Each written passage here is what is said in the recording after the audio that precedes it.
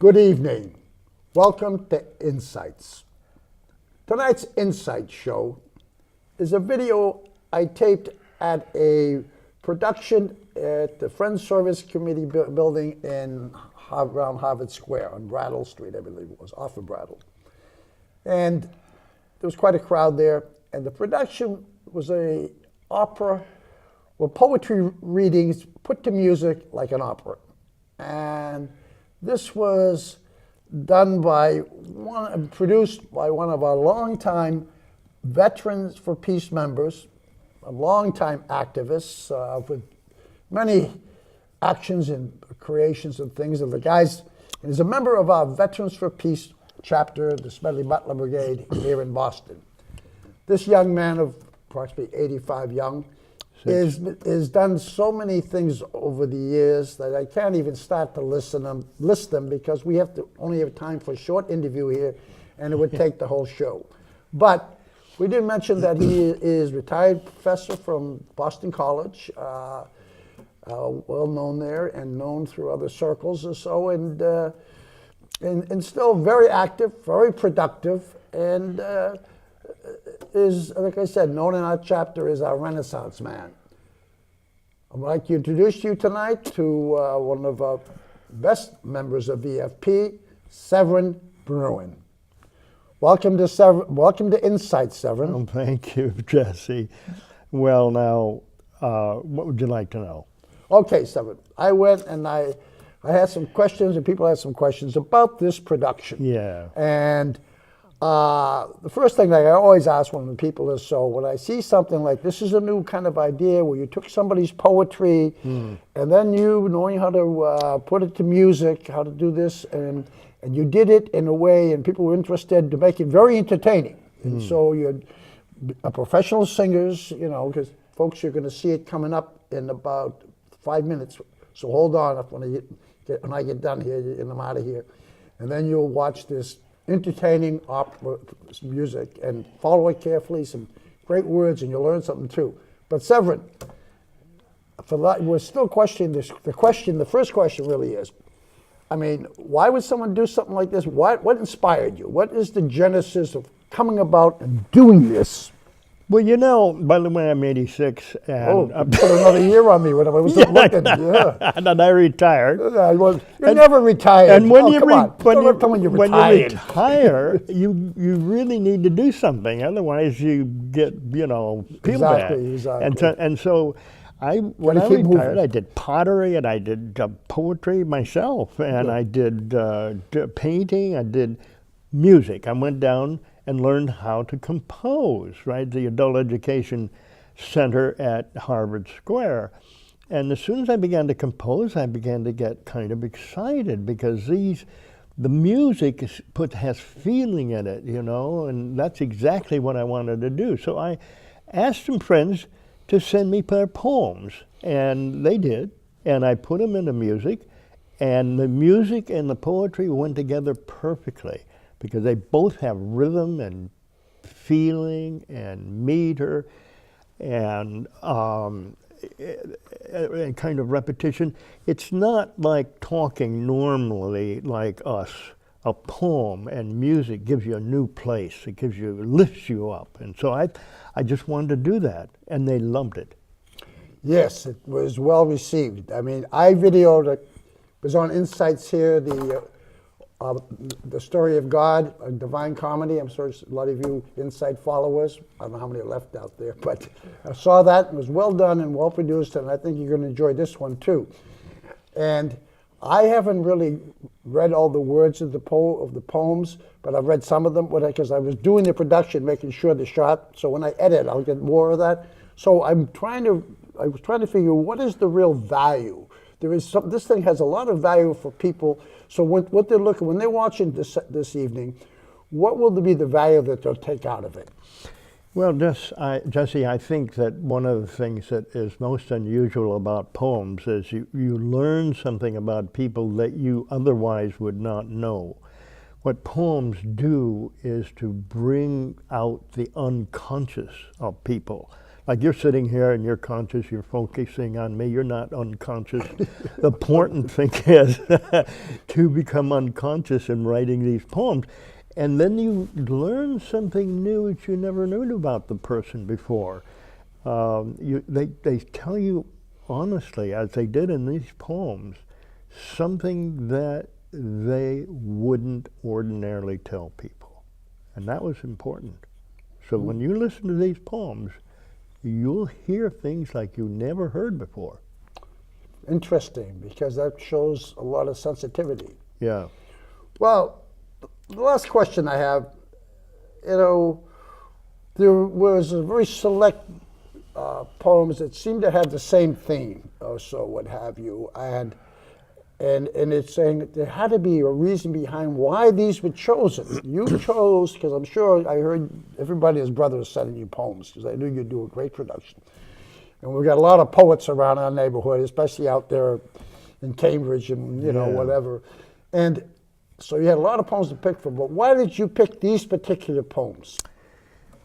Well, they give you some kind of feeling about the poet himself or herself that you wouldn't otherwise know. If people listen to John Niles, our Veterans for Peace friend, in his poem, whether you may know it or not, he's talking about how we live in a superficial world. It's just phony. The world that we live in is just full of lies, and government telling lies and corporations telling lies.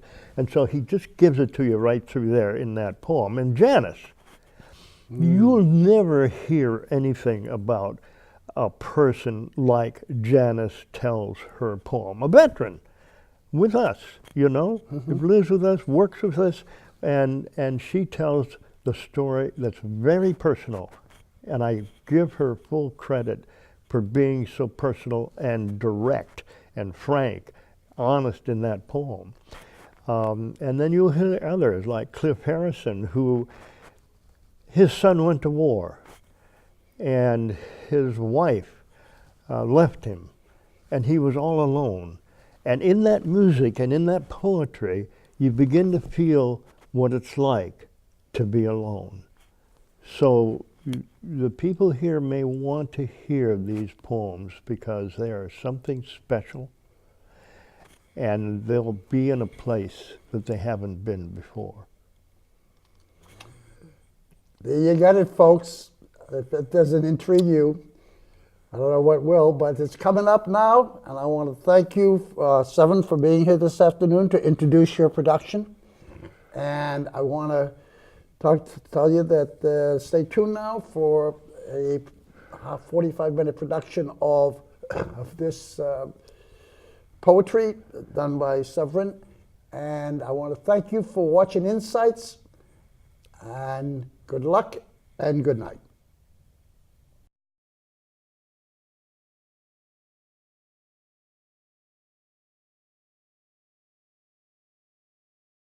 As far as what haiku means, I will quote John Bach. Any fool can write haiku. All you do is stop at 17 syll.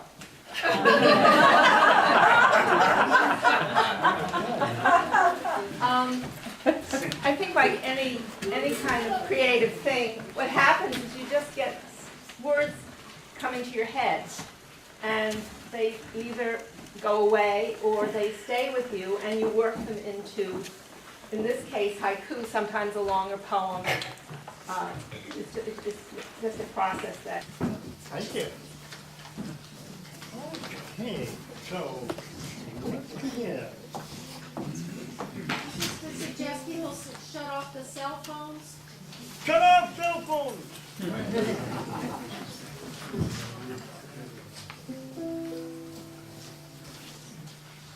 On this highest hill,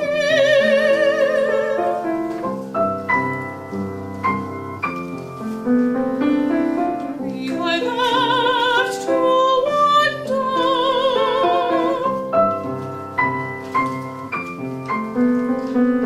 By the light of the dead star.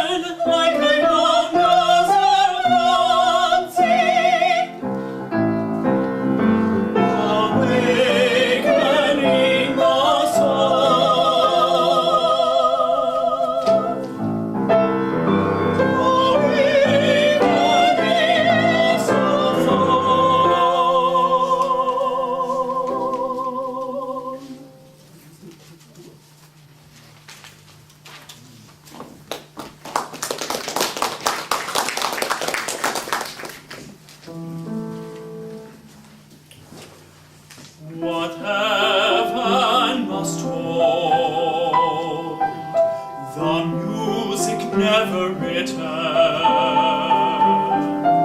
our loves never dead.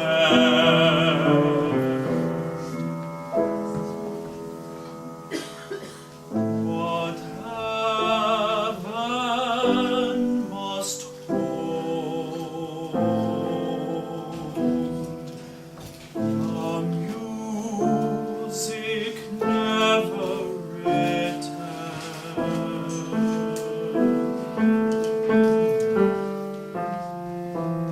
Our loves never dead.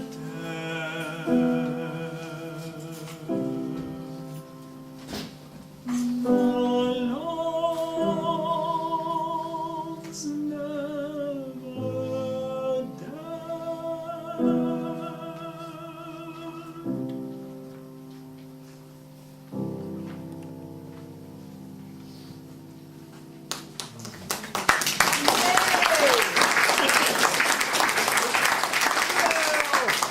Wonderful. And Jesse, where are you? Yonder. Oh, where's Jesse? Huh? Jesse. There you are. Word. I don't have much to say. This poem is in the last issue of the New Madrid, if anybody wants to find it otherwise. But a lot of us think that we're only our best selves when we're meeting our highest ideals. But I think others who know us and love us know better what other gifts we can give, and this was one of my brothers.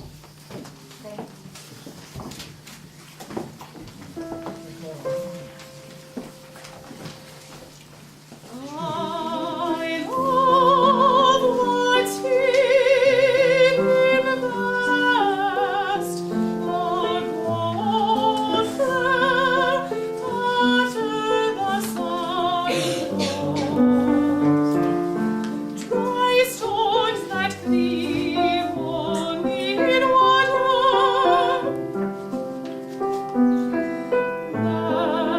letters I've given upon by the sparring shining at the bottom of the cracker jacks. Bird photos, moss, the world underside of a mountains against the screen. Your tears, when they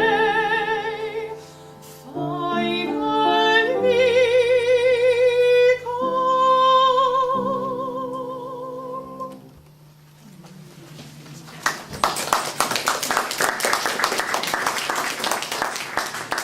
Okay, Harriet. Well, come up forward. And this was written in 2009. Come back here. After all coming up here, I really don't have much to add. This was probably the brother that I never had.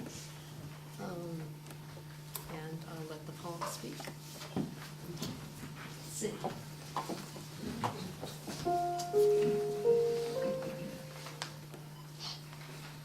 Before the sun had broken through, your daffodils lit up the wood. We stopped and gathered up a few. We knew that you'd said we could.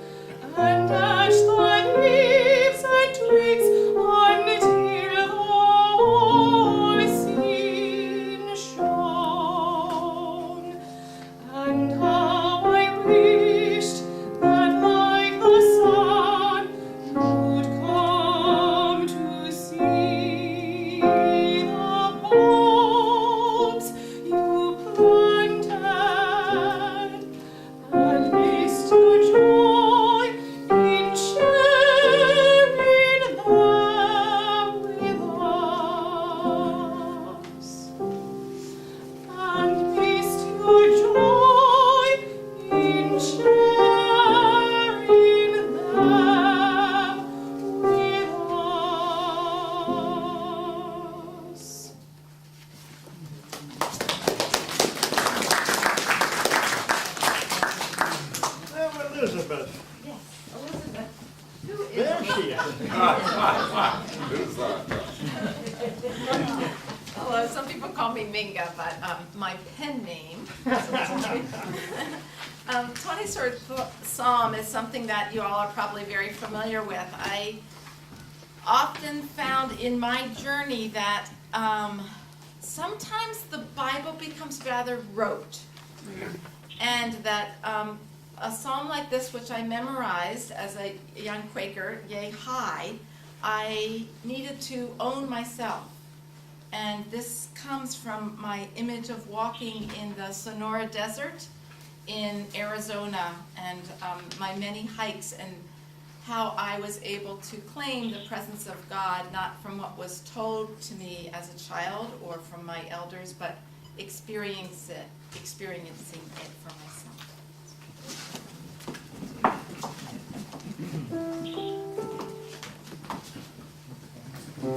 Holy Spirit is my trail guide. I shall not go all wanting. She owns our only earth to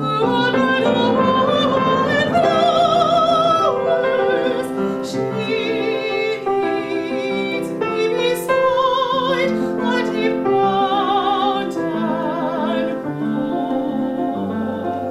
She revives my weariness, even though I walk through the blackness of volcanic screen.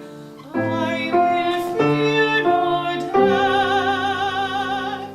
I will reach for your hand and look for signs for the next foretold.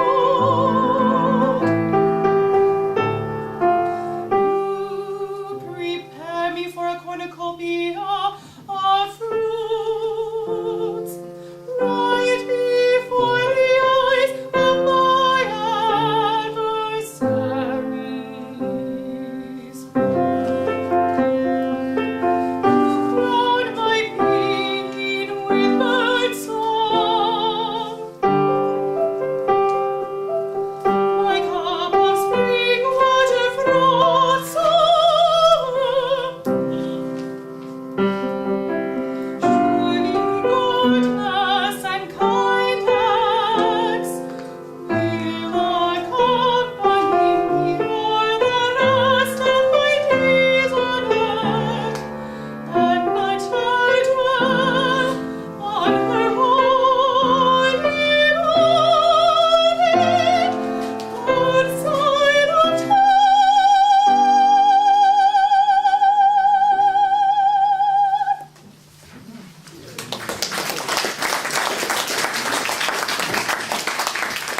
I think maybe you had a gender point to make in that one. Oh, Seth, you know me so well.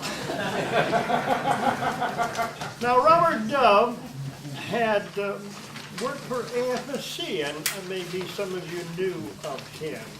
And he's just going to say a word. Just like poems, we keep running into old friends when we come up with words. And I'm certain that most of us who write stuff, most of the time don't have a clue where the words come from. They just pop out. But sometimes we're able to figure it out later.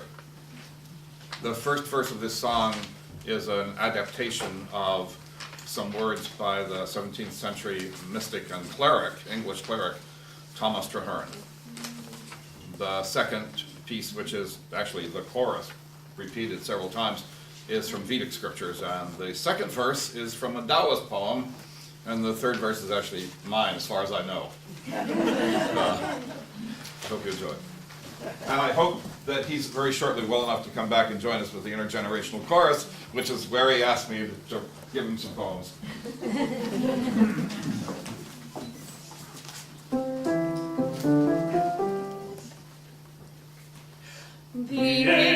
gods have taught us to see aright.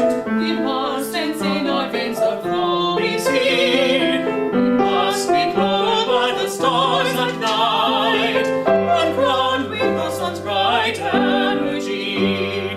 We are only a leaf among many leaves, only a river that runs racing to the sea, only a sun on endless galaxies, only a sound that runs to harmony. We must become a stream, a little child, which runs and loves, embracing all of life. We must return to valley strong, thy mild and glycerine to put an end to strife. We are only a leaf among many leaves, only a river that runs racing to the sea, only a sun among endless galaxies, only a sound that runs to harmony. There is no beginning and no end, no padlock, no close, nor open door. This is the place where hurts are brought to mend, and death and sorrow come no more. We are only a leaf among many leaves, only a river that runs racing to the sea, only a sun among endless galaxies, only a sound that runs to harmony, only a sound that runs to harmony.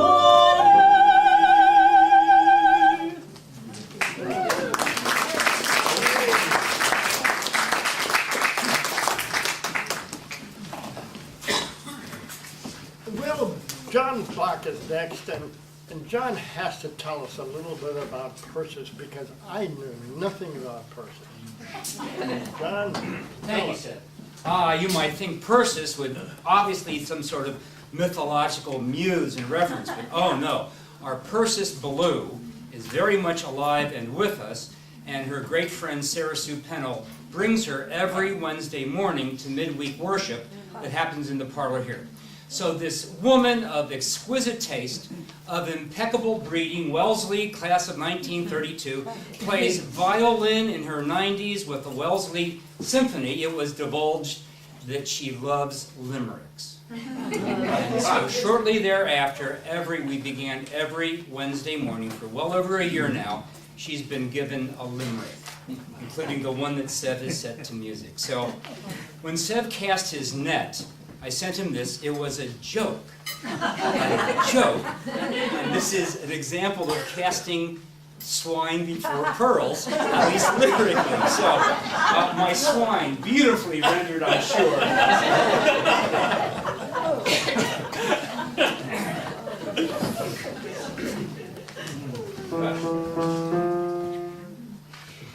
Kierkegaard, Nietzsche, Camus, and Hess. Oh, such thinking and oh, such distress. But Persis' light will shine through the night and deliver us from the existential mess. Oh, what a mess! Kierkegaard, Nietzsche, Camus, and Hess. Oh, such thinking and oh, such distress. But Persis' light will shine through the night and deliver us from the existential mess. Oh, what a mess!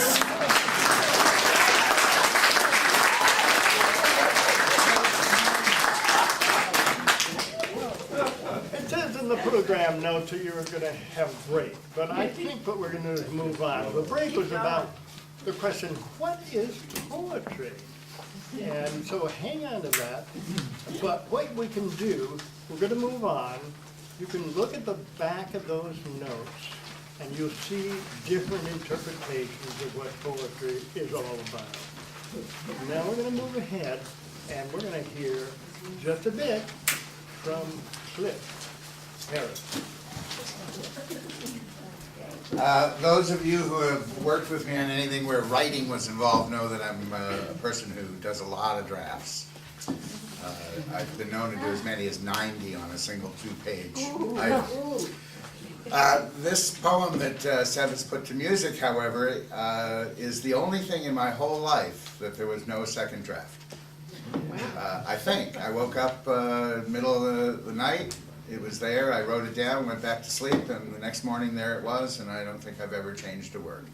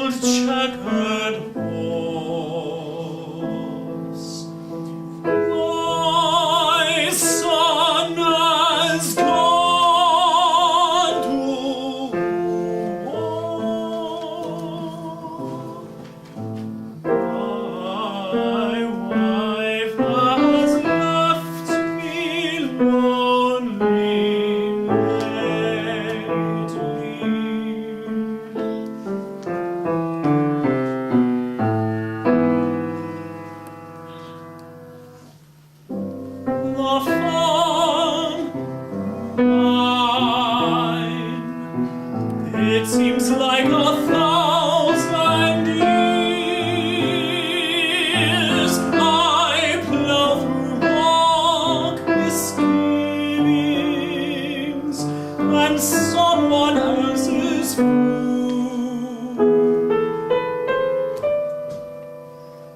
The light brightens, clouds stay.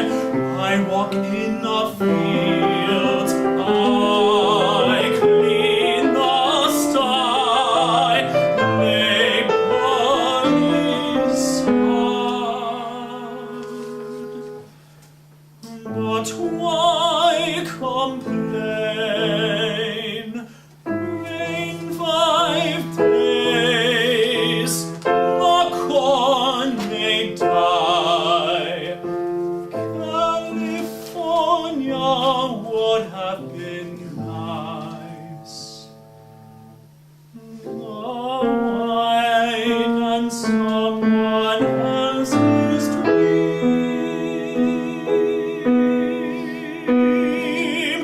My son has gone to war.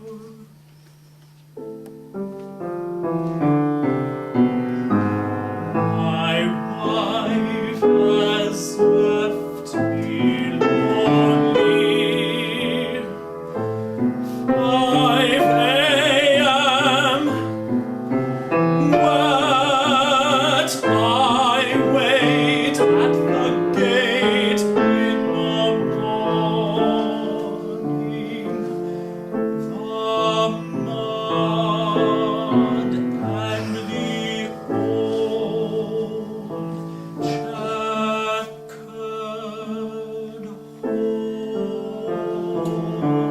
horse.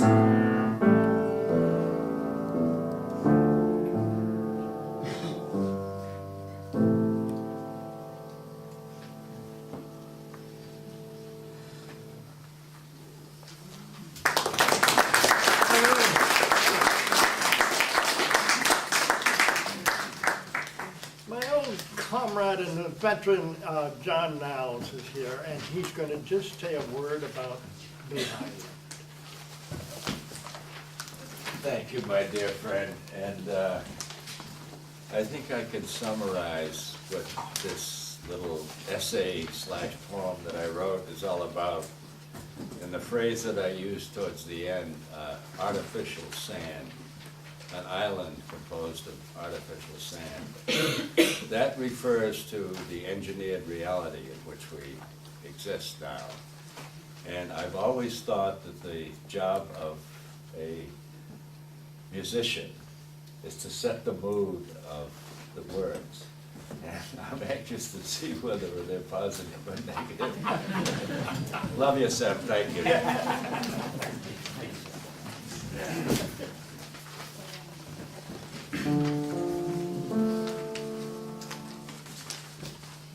An ocean of fog surrounds my island, as waves of people wash against my shore. The tides of days and nights, they go so quickly. This bothers me 'cause I know there's so much more to know.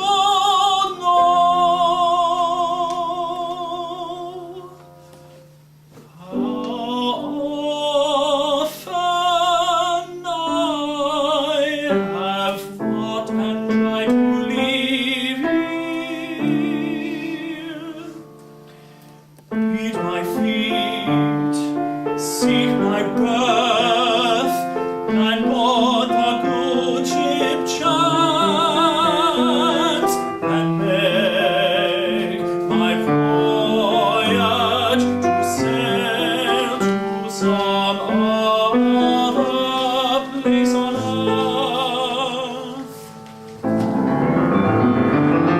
Sometimes I think and find that conscience is the most important thing to a man.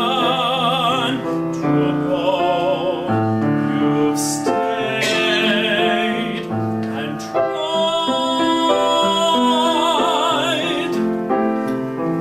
and died to live on a crowded beach of artificial sand. Some have islands in the sky, some have islands in the sea.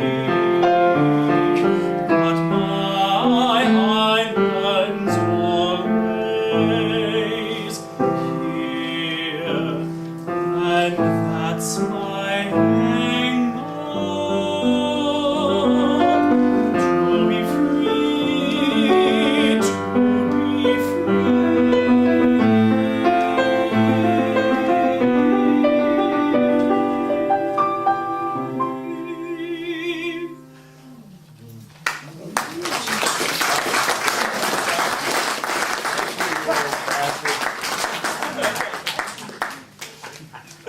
And Janice is a veteran comrade of mine, and Janice is here.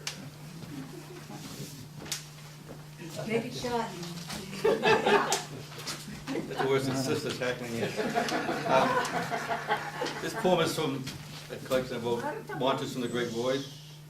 And it's kind of an odd poem. I said to people many times that I bleed from my pen. I write straight from my heart, and once I write it down, I don't change it. So bad spelling and all. But when I moved to Florida, started a whole life down there, and new friends, a new church. And I was in my mid-50s when my mother called me. My brother, who was had molested me as a child, and he was terminal cancer, was dying, and my mother wanted me to come back home and kind of make amends with him and talk. And that's what the poem was about. Thank you.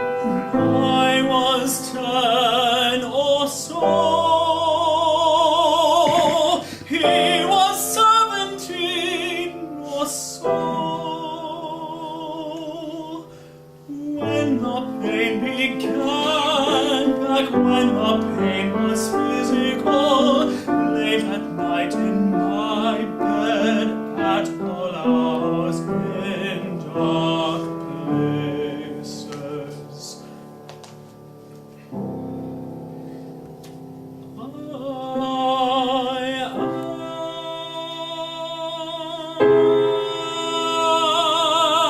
am 54 now.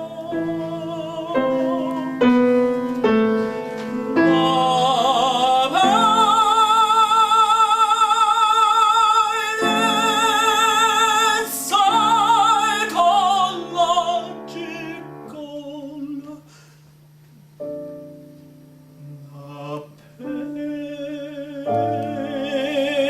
Pain is emotional.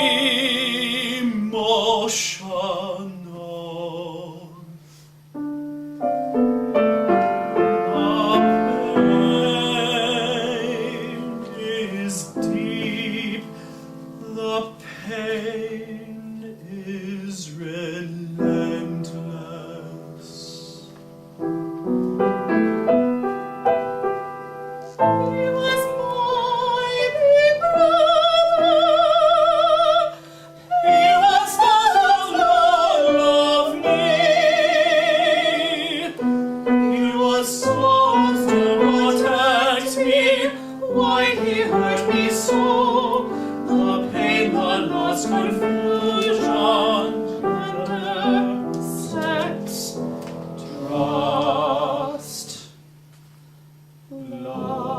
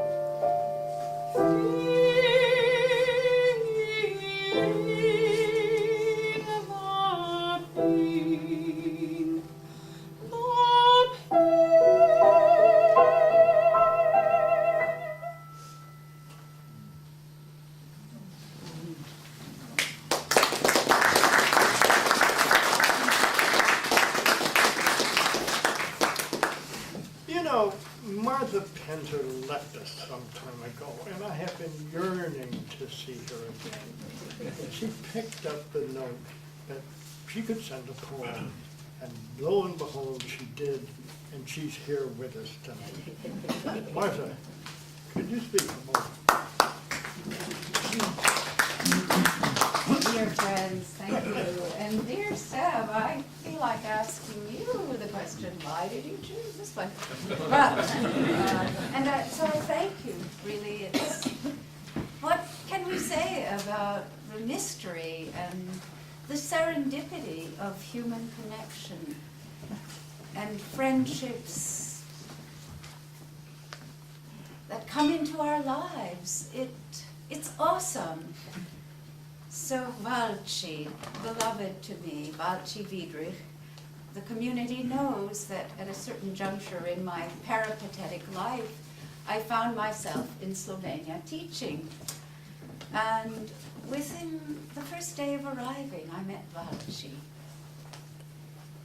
And the connection from that very first moment, in infinite ways, can only be explained by the mystery that surpasses any words. Valci, I think you would be rather surprised to find yourself all the way from Slovenia in the parlor of Cambridge Friends meeting, but I have no doubt you are among us. Beloved, beloved soul, thank you.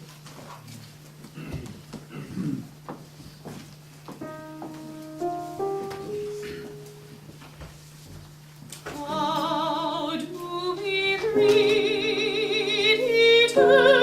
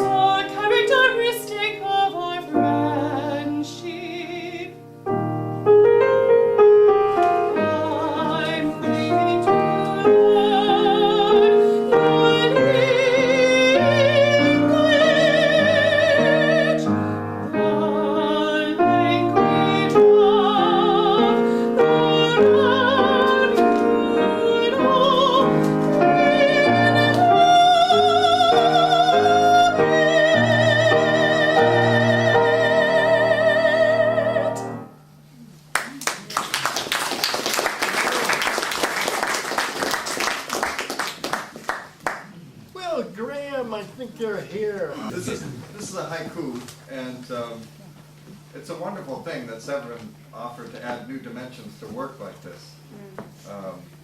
It would give me great pleasure if whatever thoughts I could dig up about my writing mattered very little to what we're about to hear. Oh, thank you, Graham. Okay. Edit that out. What are they saying? What are they saying? Imperfect yet perfect.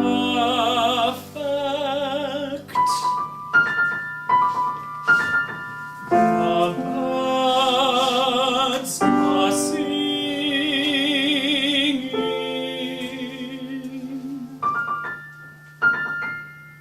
What are they saying? What are they saying?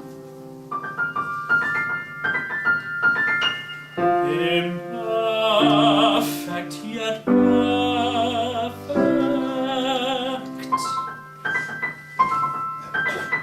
The birds are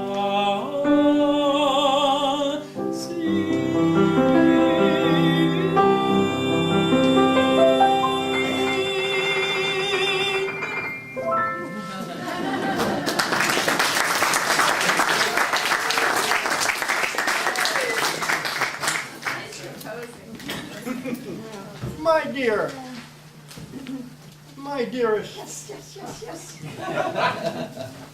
Say it right, sir. before I met you, I was a nobody. But then I met you. I was a nobody too. I'm glad that you were not a somebody. Well, I might never have met you. then we can be nobodies together.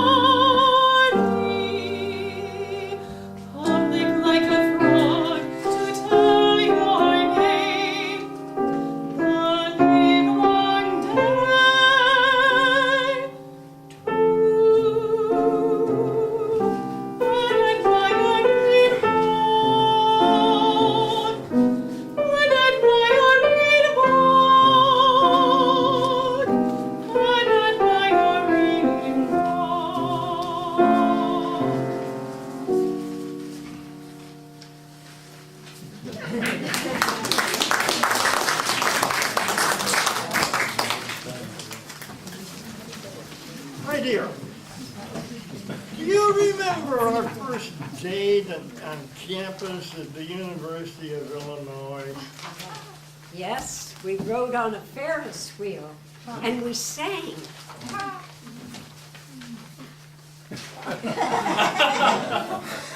I just forgot, I do love you, my dear. I just can't count the ways.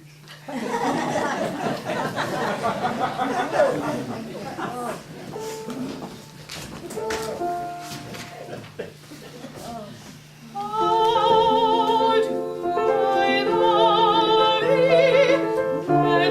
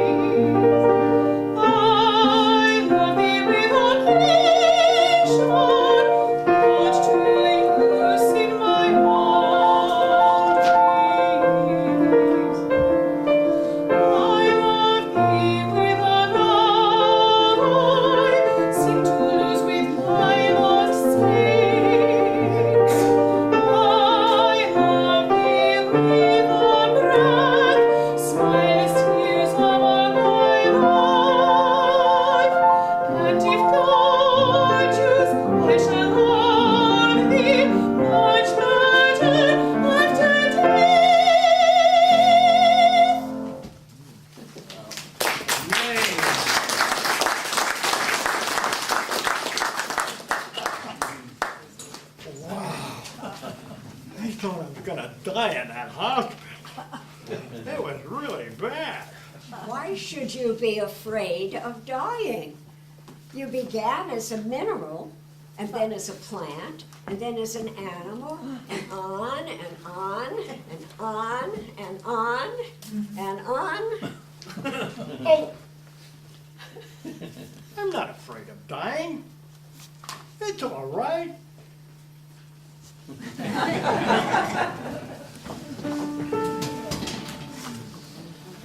I died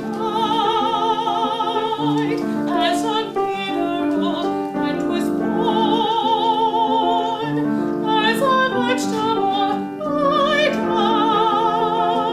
died as a vegetable and was born as a man.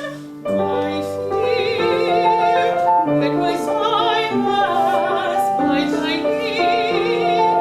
Yet once more I shall die as a man to soar with thee. Angels blessed, not even from angelhood I must pass on. All that God doth perish when I have lost my angel soul utterly gone. Whate'er conceived, oh, let me not exist from non-existence. Proclaims again turns to him, we shall return.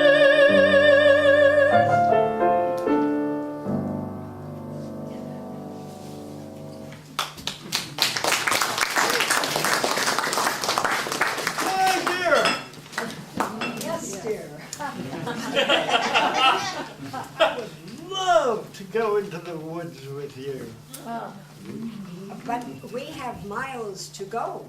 But the woods are so lovely. But we have miles to go before we sleep. No, no.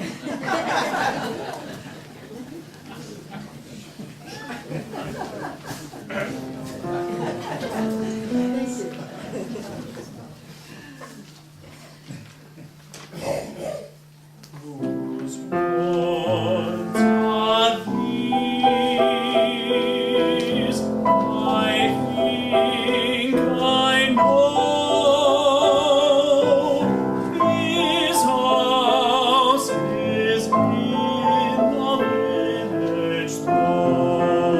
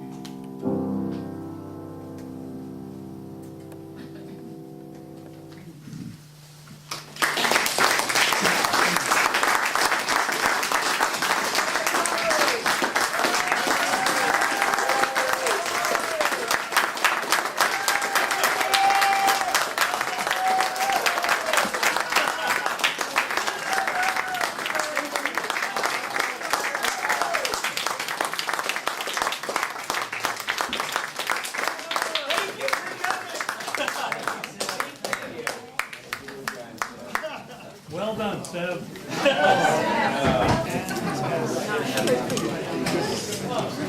So you kind of feel the pause in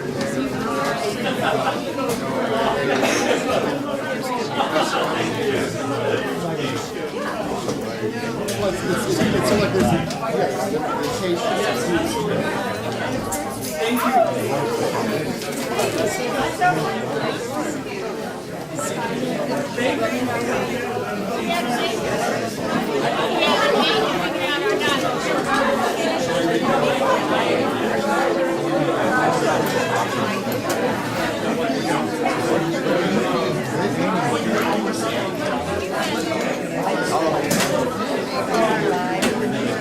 That's my favorite, blue.